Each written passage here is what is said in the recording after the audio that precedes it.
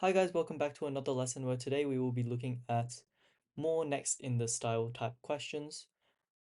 And before we get started, make sure to like, share, and subscribe. And now let's get started. So we can see four boxes here in which each shape is moving inside a pentagon.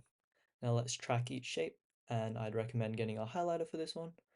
As you can see, the circle moves around in this kind of formation. It goes to the right, then it comes down to here, then across to here.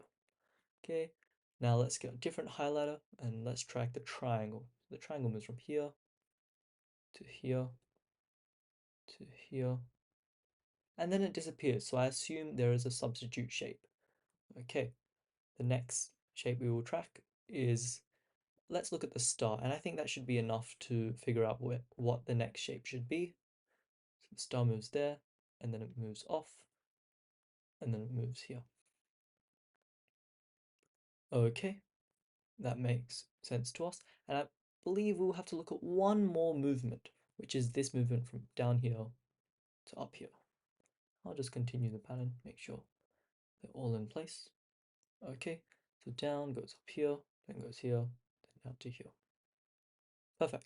So the next one, I assume the star will move just as the way the parallelogram did here, up to there. So the star should be in this position up here. Oh, sorry, I'll get the correct color.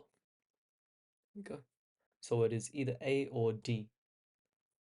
And the circle, I assume, should move off the shape, so it should not be A. And our answer in that case will be D. Okay, let's move on to the next question. Now this shape here looks like a clock. It's got a short hand, a medium hand, and a very long hand. And I'm just going to make it very easy to see what is moving. Sorry. There we go. Moves across there like that, and moves down here like that. So in the next one, I'm going to assume it moves down. As you can see, they are all pointing downwards. Then we'll look at this one here. Moves across there.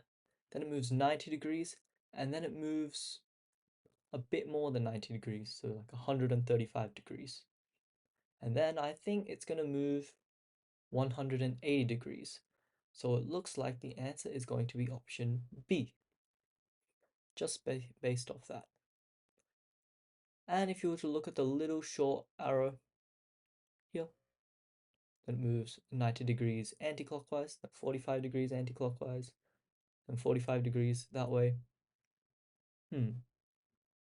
It almost looks as if it is somewhat random. However, it's still moving anti-clockwise. I guess option B still fits perfectly. Cool. Let's look at this question here, where we have 6 circles of a sort, and they have different shadings and different patterns on them. And this one, I think we should look at it individually, step by step. So if I were to take a look at this dotted one here, it becomes a full circle. If I were to take a look at this grey one here, it becomes empty. Now I'm going to look at this change from here to here.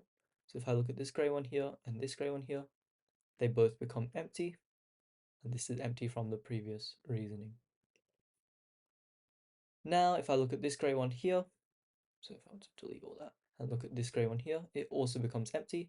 And these two dotted areas appear. So what the pattern is, I can see, is that dotted circles are turning into full black circles, and grey circles are disappearing on the next one. And I don't think there's much of a pattern for dotted circles reappearing. They can reappear anytime. Okay, so by that logic and that information, we know that we can get this dotted circle to become black circles, just as in option C, and this grey circle to disappear, and this black circle to remain.